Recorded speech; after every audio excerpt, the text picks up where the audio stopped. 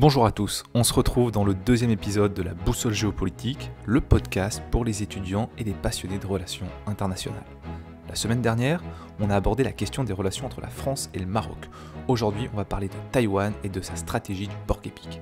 Alors, avant de commencer, je vous rappelle que ce podcast traite chaque semaine d'un sujet géopolitique en moins de 10 minutes. Pour le faire vivre, je vous invite à vous abonner et à commenter les thèmes que vous voudriez que je traite la semaine prochaine directement en commentaire. Pour ça, vous pouvez vous abonner à ma chaîne YouTube et à mon compte Instagram, LucasCLP.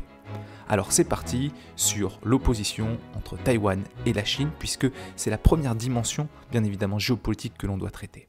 Pourquoi cette dimension géopolitique, elle est hyper importante? Tout d'abord parce que la Chine est touchée par ce qu'on appelle les 5 poisons chinois, c'est-à-dire les 5 grands reproches géopolitiques qu'on lui fait. Parmi ceux-là, on retrouve son rapport au Xinjiang, son rapport au Tibet, son rapport à la Mongolie intérieure, son rapport à la Corée du Nord, et enfin, bien évidemment, sa relation à Taïwan. Alors, pour le rappel un petit peu historique, justement, il faut se remettre dans le contexte des années de sortie de la Seconde Guerre mondiale, puisque le statut de l'île de Taïwan remonte justement à 1949, lorsque les forces communistes, qui étaient menées par Mao Tse-tung, s'emparent du pouvoir à Pékin et vont renverser le parti nationaliste qu'on appelle Kuomintang, qui était à la tête du pays depuis 1912. La République populaire de Chine alors est proclamée et l'exécutif justement déchu va aller s'exiler sur l'île de Taïwan pour s'installer dans ce qui va devenir la République de Chine. On a donc deux régimes différents, la République populaire de Chine d'un côté à Pékin et la République de Chine de l'autre à Taïwan, qui revendiquent le contrôle du territoire chinois. En 1971, la résolution 2758 des Nations Unies va donner le siège à Pékin, va faire de la Chine représentée par la République populaire de Chine, et bien évidemment que ceci va être confirmé notamment par les relations avec Washington. Plus largement, dès 1979, tous les États vont reconnaître la Chine à travers la République populaire de Chine de Pékin, et l'État de Taïwan ne va plus être reconnu que par aujourd'hui une quinzaine de nations. Très rapidement, la République populaire de Chine va proposer à Taïwan finalement un statut un petit peu particulier où ils pourront conserver un haut degré d'autonomie, une sorte de région administrative spéciale, avec cet objectif finalement qu'ils puissent conserver leur système économique et leur mode de vie. C'est la fameuse théorie un pays, deux systèmes qu'on retrouve aujourd'hui à Hong Kong. Bon, force est de constater qu'aujourd'hui, la Chine met la pression sur Taïwan par des incursions fréquentes, qu'elles soient aériennes ou maritimes, et on a même dans cette dynamique du grand rêve chinois une reproduction du palais présidentiel de Taipei qui est fait en Chine pour des exercices militaires. Alors, tout de suite, je voudrais m'arrêter sur ce point. Est-ce qu'il faut avoir en représentation l'idée uniquement d'une Chine expansionniste qui voudrait annexer Taïwan? Ici, on a l'opposition en géopolitique entre deux termes qui, pour moi, sont vraiment importants parce qu'ils témoignent d'un certain biais cognitif. Soit on parle effectivement d'une logique d'annexion, et là on retrouve le même vocabulaire que pour la Russie avec la Crimée. Soit on parle d'une logique de réunification, cette idée sur laquelle finalement ce serait un même peuple qui devrait être réuni, et notamment en faisant potentiellement faire valoir un droit à l'autodétermination des peuples de Taïwan. Ce qui est intéressant, c'est que ces deux termes sont connotés différemment et que finalement on pourrait aussi transposer ce débat avec ce qui s'est passé en Allemagne de l'Est et en Allemagne de l'Ouest, où là on parle d'une réunification à partir de la chute du mur de 89, alors qu'on pourrait aussi en avoir une analyse comme étant une annexion de la partie Est par la partie Ouest occidentale. Donc c'est vraiment important de faire attention au poids des mots, et on voit que très rapidement, dès que l'Occident désigne un ennemi, elle parle de logique d'annexion, et par contre quand il s'agit d'un allié, on parle de logique de réunification. Ça permet, en changeant les termes, d'avoir aussi des points de vue qui sont différents.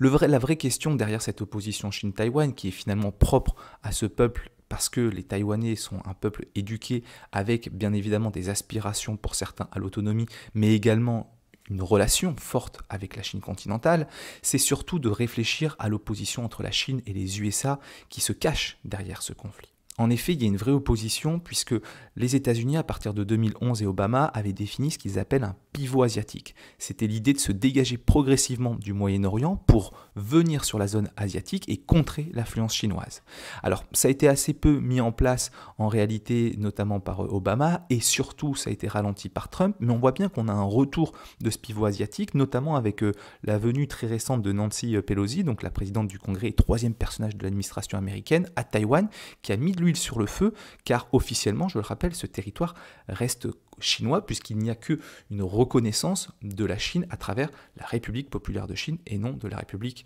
de Chine à Taïwan. Donc on voit qu'il y a quand même cette volonté d'un pivot asiatique par cette représentation diplomatique qui est venue se faire. Plus largement, on retrouve une volonté militaire de containment en fait de la Chine à travers le dialogue de sécurité quadrilatéral, c'est-à-dire les relations entre le Japon, l'Inde, l'Australie et les États-Unis. On a aussi le pacte australo-britanno-US LOCUS qui va plus loin avec des contrats d'armement et qui est en fait le prolongement de ce qu'on appelait l'ANZUS pendant la guerre froide. Et puis plus largement, il y a un double rideau qui est militaire instauré par les États-Unis dont on parle peu. On parle toujours du collier de perles chinois, mais il faut rappeler que les États-Unis ont des bases à Okinawa, à Guam, à Darwin, à Diego Garcia, qui constituent un premier rideau, et puis un second rideau encore plus proche de Taïwan à travers notamment toutes les bases qui sont situées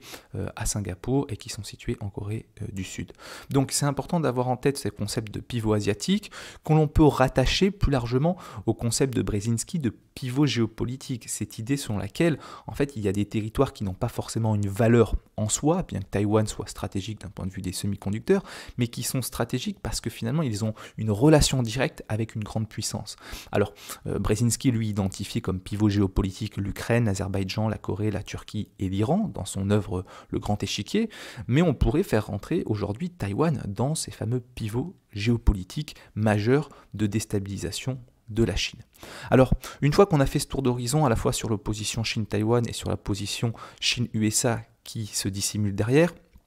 on peut faire un peu de prospective. Il y aurait selon moi deux mauvaises options. La première serait une invasion par la Chine de Taïwan, puisque Taïwan en réalité a développé une stratégie militaire du porc-épic, c'est-à-dire tout simplement d'estimer qu'elle ne pourrait pas résister à une invasion, mais qu'elle pourrait par contre faire suffisamment de dégâts à la Chine en développant justement des armes défensives mobiles et cachées, des missiles anti-aériens et anti-navires. C'est l'idée finalement où la douleur de marcher sur les piquants de l'animal deviendrait le principal obstacle à son écrasement. Donc on rentrerait là dans une guerre asymétrique avec, on le sait aujourd'hui, parfois un avantage qui est donné aux pays dits faibles par rapport à l'État dit fort. La deuxième mauvaise solution selon moi, ce serait que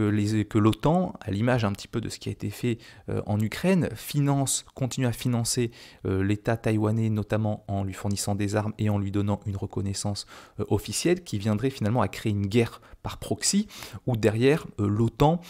serait dans une logique expansionniste. Alors il faut bien se rendre compte qu'aujourd'hui la Chine en termes de tonnage maritime, en termes d'armée, même si ce n'est pas une armée qui se bat dont on ne connaît pas réellement la valeur aujourd'hui militaire, ce serait complètement délirant et ça mènerait à des conséquences à la fois économiques et militaires qui seront dramatique. Donc l'invasion chinoise de Taïwan, tout comme une guerre par proxy à travers une intervention otanienne, serait très périlleuse. Il y a deux options qui seraient peut-être un petit peu plus optimistes selon moi. La première, ce serait de rester dans un statu quo et de laisser la négociation se faire puisque la Chine est prête à transiger en mer de Chine sur des statuts équivalents, comme on l'a vu, de Taïwan par rapport à Hong Kong et globalement également au vu des grosses marines qu'il y a, à savoir au Japon, en Corée du Sud, à Singapour, de régler la question de la mer de Chine méridionale et orientale, ce qui serait en fait tout simplement de conserver les accords diplomatiques qui ont été faits et les reconnaissances diplomatiques qui ont été accordées à la Chine populaire, ou alors une autre option qui serait beaucoup plus radicale, mais je crois que les pays occidentaux ne sont pas du tout prêts à ça, ce serait de nucléariser Taïwan pour justement empêcher et réellement reconnaître à Taïwan une force étatique, ce qui permettrait d'éviter un affrontement, mais qui impliquerait là pour le coup une vraie reconnaissance et une vraie volonté militaire et diplomatique. Je vous remercie pour votre écoute. Si ce podcast vous a intéressé, je vous invite encore une fois à liker et à le partager. Et on se retrouve la semaine prochaine pour un nouvel épisode.